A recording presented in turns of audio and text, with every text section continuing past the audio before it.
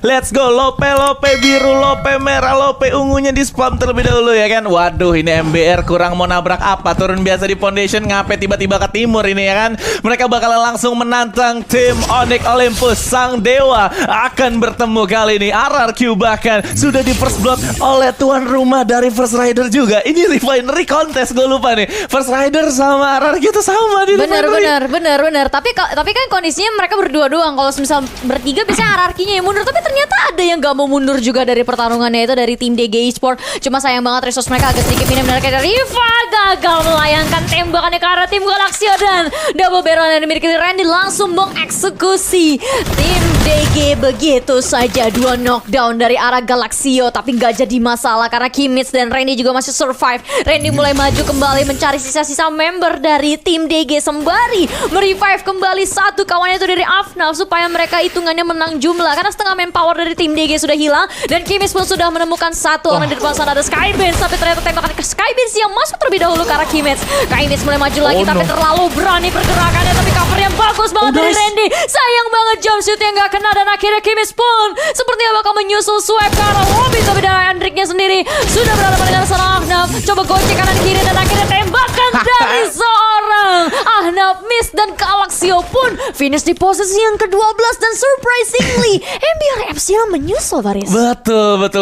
Udah ada 2 squad yang langsung hilang begitu saja. Sang penantang layaknya seperti biasa akan dilumatkan. Dan Dunia Games barusan men-silent satu player terakhir yang memang time turnernya on cooldown. Tapi ibaratnya itu jaga-jaga ya Queen Abigail. Takutnya kan dia skill aktifnya masih ada dan langsung di-silent gitu aja. Dan dia langsung tidak bisa menggunakan skill aktif. Time turnernya tidak bisa nyala. Dan nampaknya ini akan menjadi satu advantage move dari Dunia Games, dimana The Maze nanti next checkpointnya kalau mereka mau ke Foundation itu masih terbuka lebar dan masih ada launchpad juga yang bisa mereka manfaatkan. Dan kali ini First Rider mereka abis recheck kalau misalkan di Refinery itu tadi memang ada tim RRQ, mereka harus punya plan B. Kelar kita dapat first blood atau bahkan kita hilang satu, kita harus langsung berpindah ke tempat yang lain. Tapi ternyata nggak jauh-jauh, mereka langsung decide untuk masuk menuju ke command post. Mengingat dari tim Dranix juga nggak turun di kampung halamannya, yaitu adalah di command post. Mereka langsung pindah menuju ke bagian Mammoth kali ini ya dari tim Dranix. Dan bahkan Dranix bisa berpotensi bertemu dengan tim DG Esports juga. Ini tergantung dari DG Esports punya rotasi. Banyak banget yang kosong di bagian sisi Foundation kosong, harusnya DG bisa dapat di sana sih. Ya, harusnya bisa. Ya, tapi menurut gue dengan kondisi mereka yang sekarang melihat game 1 dan game 2 tadi ya, gue agak sedikit pesimis. Karena kenapa? Kalau misalkan kecenderungan tim DG suka agak sedikit buru-buru ketika mereka masuk ke dalam circle berikutnya atau mengamankan compound di drop zone yang lainnya, berarti ada kemungkinan mereka bakal mengalami apa yang terjadi di game kedua. Minim resource, tapi mereka itu masuk dengan sangat berani untuk take over satu rumah. Dan menurut gua akan menjadi sedikit berbahaya, Riz. Benar. Itu take over rumah ya kan. Nekat. Agak sedikit nekat. Rumah telah diambil alih. Waduh, agak sedikit mengerikan kalau misal kita ngelihat kontes-kontes teritori seperti itu gitu kan. Itu game lawas tuh. Bener game lawas. Iya, game-game yang dulu Android baru awal rilis gitu kan. Dulu waktu zaman saya SMA orang yang main game itu elit ibaratnya ya kan. Sekarang SMA orang main Free Fire yang elit. Oh iya. Apalagi dong. FF Max. Oh iya dong. Gokil. Karena Free Fire makin HD. Makin mantep, makin ramai teman-teman ya kan. Kita tahu kalau misalkan Free Fire sekarang udah mulai berkembang lagi. So, kita nanti bakalan ngelihat seperti apa perkembangan lebih lanjutnya di tahun depan. Dan kali ini kita akan melihat terlebih dahulu player-player dari Dranix yang sudah naik ke atas menara Telkomsel kali ini nampaknya Queen Abigail ya. Betul sekali. Waduh, menara Telkomsel memang sangat tinggi ya.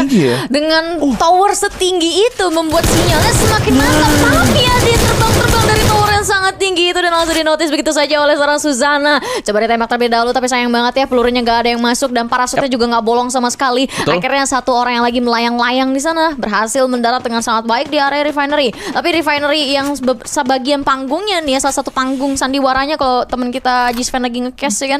Itu udah di cover dengan sangat baik. Tapi yang jadi permasalahan adalah gimana caranya si Dranix ini masuk lebih dalam lagi, apalagi di saat yang bersamaan RRQ itu udah ngejaga dengan sangat baik loh area Refinery. Refinery tengah-tengahnya. Betul RRQ memang udah terbiasa seperti itu Queen Abigail. Bahkan mereka punya habit menaruh player di satelit itu nggak 2 atau 3 orang. Mereka cuma naruh 1 doang. Terus nanti RRQ naruh lagi di panggung lain 1, terus nanti naruh lagi di panggung lain 1 ya kan. Di sana mereka masih bisa keep up, dan bahkan dengan adanya si grapple gun ini bisa ngebantu tim RRQ jadi lebih baik mobilitasnya ketika mereka defense di daerah Refinery. Karena kita tahu Refinery itu yang bikin PR adalah ketika Anda jalan kaki, Anda terlalu open field di sana, nggak ada kompon sama sekali, tergantung dari masing-masing platform atau si panggungnya sih sebenarnya Queen Abigail gitu kan. Tapi ketika lu masuk ke penghubung atau zipline itu kan lu bakal sulit. Jadi grapple gun membantu banget di game ini. Dan bahkan sekarang JRC mereka akan bertemu dengan Void, dan gak jauh dari sana ada First Rider dan juga Echo, dan akan langsung diadu begitu saja. Adu mekanik jarak depan, ya ampun Max 7 yang baik sekali dilakukan. Tapi sayangnya JRC harus kehilangan 1 member, dan mereka berhasil mendapatkan 2 poin ke knockdown. Dan kali ini time turner dibuka plus 1 healing juga dilakukan, dan nampaknya player dari Void Ordinary juga di sana akan langsung di take down. Ditambah JRC harus sharing profit terhadap player dari First Rider. Ini sangat mengerikan, di mana Void akan dilumatkan secara cepat. Nggak ada 2 menit team fight terjadi di sana nampaknya Queen Abigail. Betul sekali, tapi RRQ sepertinya sudah mulai lebih dekat lagi ke arah posisinya dari tim Dronix. Bahkan buat Emon di spot begitu saja, tapi ternyata tembakan dari Denso entah dari mana gak disadari oleh seorang Regal, dan Regal pun akhirnya tersungkur di Refinery. Backup sudah mulai datang, Razor perlahan-lahan coba ngasih backup kan ke arah Legalot. Seharusnya si Legalot masih bisa di-revive kembali, dan sekarang PR dari RRQ gimana caranya mereka ngedetect posisi member dari Dronix yang tidak terjangkau. Shock Wave dikeluarkan, tapi ternyata keluar dari Shock Flash-nya itu membuat Abaynya harus dijadikan bayaran. Bayaran sudah hilang, Abaynya balik ke lobby. Legalot masih sekarat lagi nyari momentum untuk melakukan healing kembali. Betul. Ini Legalot hoki banget. Dia turun dari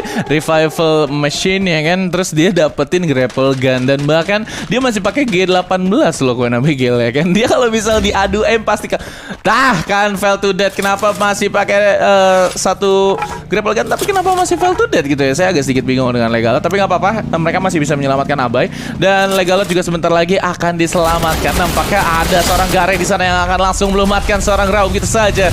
Dan bahkan Onyx Olympus kali ini mereka akan langsung makan kembali 1 kill. Di bagian jam 12 mereka ada seorang Wings di sana yang langsung membuka tembakan. Ini akan menjadi informasi yang baik sekali untuk Onyx, tapi sayangnya mereka hanya mengirim 1 front lane untuk penetrasi menuju ke GPX. Dan bahkan GPX di sana mereka akan bertemu kembali dengan tim Dranix. Ini adalah posisi yang sulit untuk tim GPX, di mana di depan dan juga belakang mereka ada squad yang berbeda, dan bisa dimanfaatkan juga oleh tim RRQ semua informasi yang ada. Jadi mereka di sini punya semua informasinya, ditambah mereka juga masih memiliki level paling tinggi di Refinery. Mereka berada di satelitnya kali ini. Betul, dan satelitnya ini akan menjadi satu spot yang luar biasa nyaman karena mengcover benar-benar 360 bagian Refinery dan sekitarnya, bahkan lebih dari area Refinery. Tapi keberadaannya Onyx Olympus yang nempel banget ke tembok dan berada di bawah panggung Refinery, menurut gue ini akan jadi sedikit tricky. Karena kalau misalnya kita ngomongin masalah si Onyx, jarang banget orang notice keberadaannya si Onyx sampai mereka jadi third party, mencoba jadi third party at least ya kan. Meskipun nggak selamanya hasil dari third party mereka itu berjalan dengan baik. Nah menurut gua salah satu kontender yang akan menjadi sangat mengerikan adalah Dranix yang udah cover duluan di bagian tengah. Abis itu GRC yang lagi rotate ya kan, karena seharusnya ini udah mulai waktu-waktunya power spike GRC keluar. Betul, power spike GRC kali ini akan terlihat nampaknya, karena memang mereka tuh nggak punya lawan sih. Biasanya lawan mereka itu Kings.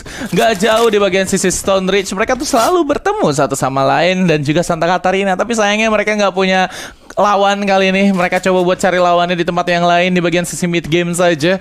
Echo udah berada di bagian 1 rumah beton juga, beserta dengan First Rider. Kurang lebih mereka akan bertemu di bagian sisi command post, dan bahkan ada WAV di sana yang gak jauh dari player Echo dan juga First Rider ya. Dan bahkan kali ini akan naik menuju ke bagian sisi paling tinggi dari command post, dan mereka bisa melihat kepala dari player Echo yang berada di bagian sisi lower ground ya. Lim, ya ampun, spamming dilakukan oleh mereka. GRC justru mendapatkan 2 poin knockdown, dan kali ini GRC mereka akan menjadi 2v2 situation. Aimbot di sana still alive, dan bahkan tembakan level barrel yang kali ini kurang begitu tepat, dan kali ini Zuzana juga berhasil mendapatkan seorang Mario.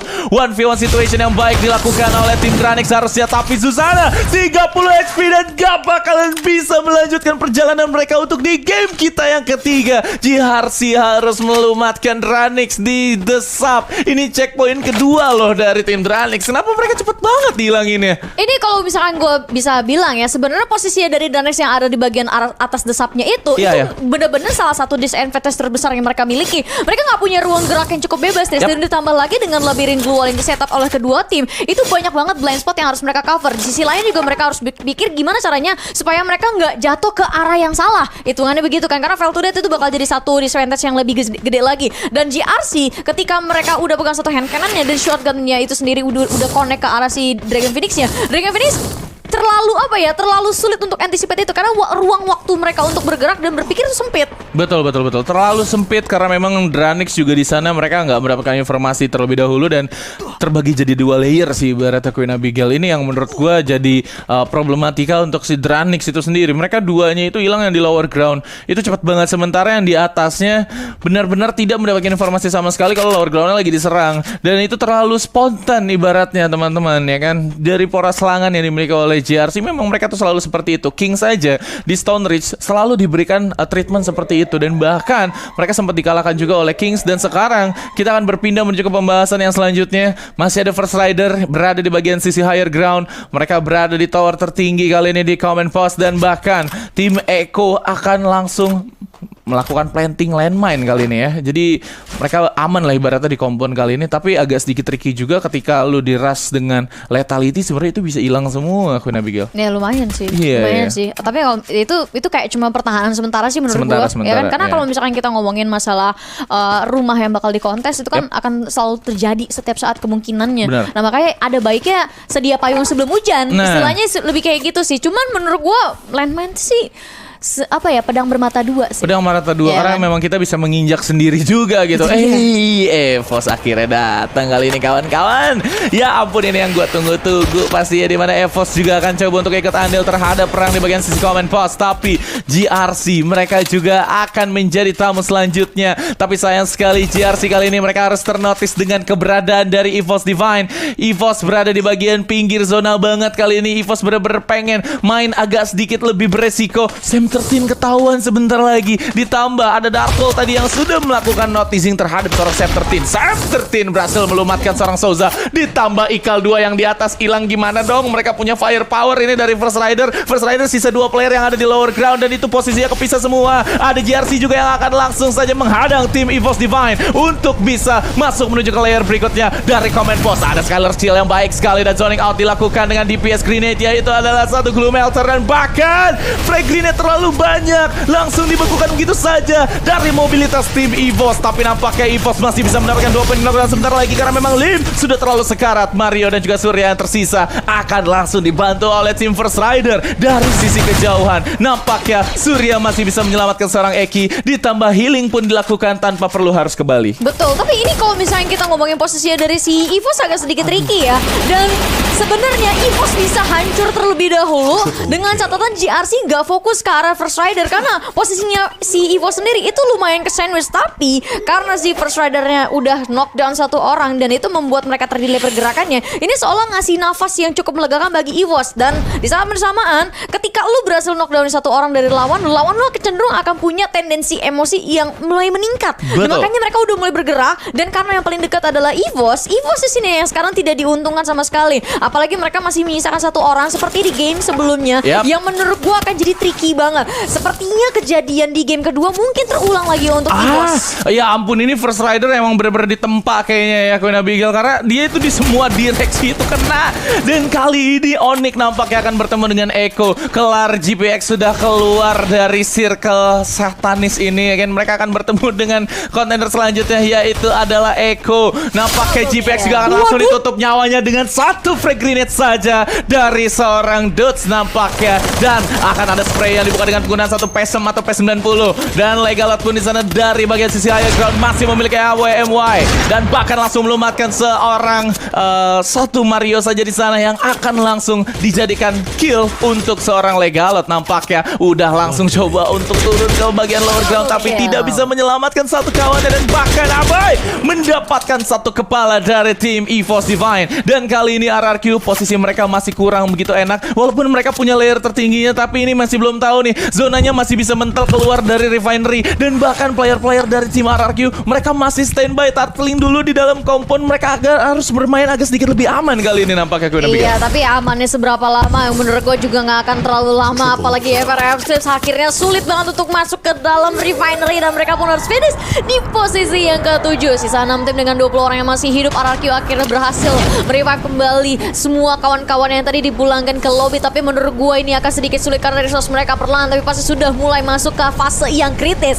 Onyx masih di spot yang sama. Mereka akan mengintai semua tim di bagian tebing dengan sangat baik. Tapi mungkin catatan gue adalah gimana caranya nanti semisal zonanya kelempar ke arah atas tebing. Apa yang akan dilakukan oleh tim Onyx Olympus? Nah itu dia, apa yang dilakukan oleh Onyx Olympus kita masih belum bisa tahu ya kan. Mereka mau manjat manual, jalan kaki saya tidak mungkin ya kan, karena memang mereka harus butuh grapple gun untuk menuju ke level 2 atau bahkan level 3 ya kan. Dan kali ini Kochel menuju ke bagian sisi lower ground, dia kehilangan satu orang Koja di sana dan bahkan di atas kepala mereka ada tim DG Esports yang memantau. Dan kali ini tim RRQ juga melakukan spamming dari sisi higher ground dan nampaknya Rajon di sana harus dilumatkan, tapi Pac-Man double kill. Legalot membantu dari seorang Skybin pun di sana berhasil ditumbangkan. Hanya tersisa satu lagi, ditambah udah ada satu set shockwave dan DG Esports pun mudah sekali untuk dimakan oleh sang raja. Dan kali ini raja seperti raja, yaitu adalah mereka akan menjadi kill leader sementara. EVOS Divine pun harus pulang di posisi yang kelima kali ini.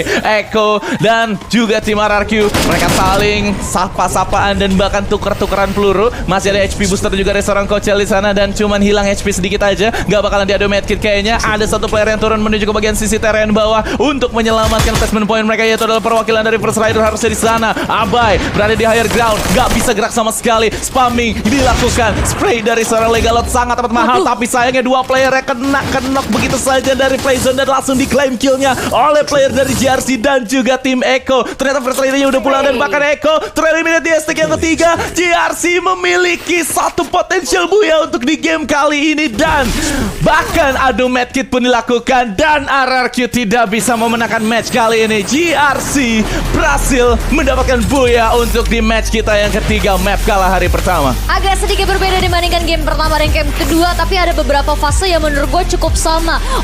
Seperti contohnya kayak keberadaannya si Onyx Olympus, keberadaannya si EVOS Divine yang akhirnya jadi center of attention dari semua tim yang ada di sekitar mereka. Gokil. Itu jadi satu momentum yang menarik.